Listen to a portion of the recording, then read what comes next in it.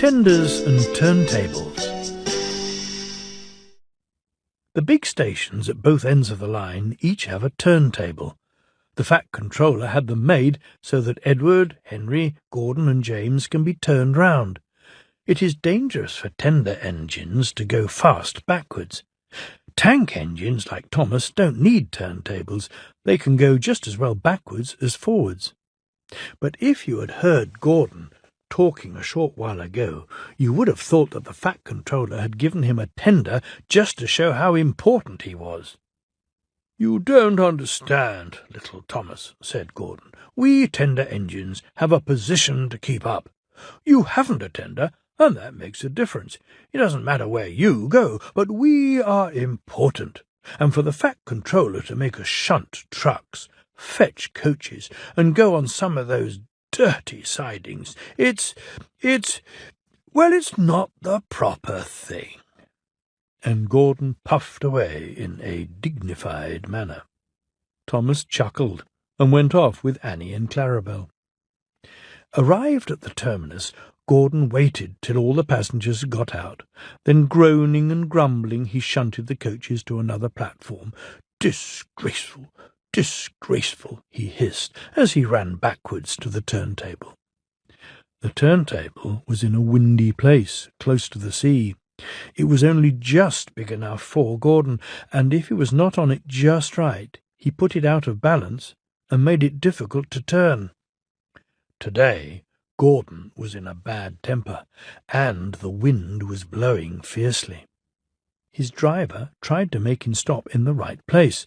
Backwards and forwards they went, but Gordon wasn't trying. At last Gordon's driver gave it up. The fireman tried to turn the handle, but Gordon's weight and the strong wind prevented him. The driver, some platelayers, and the fireman all tried together. "Oh, it's no good," they said at last, mopping their faces. "Your tender upsets the balance. If you were a nice tank engine, you'd be all right. Now you'll have to pull the next train backwards." Gordon came to the platform. Some little boys shouted, "Come on, quick! Here's a new tank engine!" "What a swizz!" they said when they came near. "It's only Gordon, back to front." Gordon hissed emotionally. He puffed to the junction. "Hello," called Thomas. "Playing tank engines? Sensible engine. Take my advice, scrap your tender, and have a nice bunker instead." Gordon snorted, but didn't answer. Even James laughed when he saw him. "Take care," hissed Gordon. "You might stick too." "No fear," chuckled James. "I'm not so fat as you." "I mustn't stick," thought James anxiously as he ran to the turntable later. He stopped on just the right place to balance the table.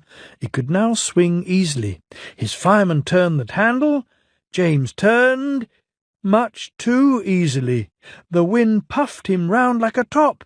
He couldn't stop. At last the wind died down, and James stopped turning, but not before Gordon, who had been turned on the loop line, had seen him. "Well, well," he said, "are you playing roundabouts?" Poor James, feeling quite giddy, rolled off to the shed without a word. That night the three engines had an indignation meeting. "It's shameful to treat tender engines like this. Henry gets whooshed by elephants. Gordon has to go backwards, and people think he's a tank engine. James spins round like a top, and everyone laughs at us. And added to that, the Fat Controller makes us shunt in dirty sidings." "Eeh," said all three engines together. "Listen," said Gordon.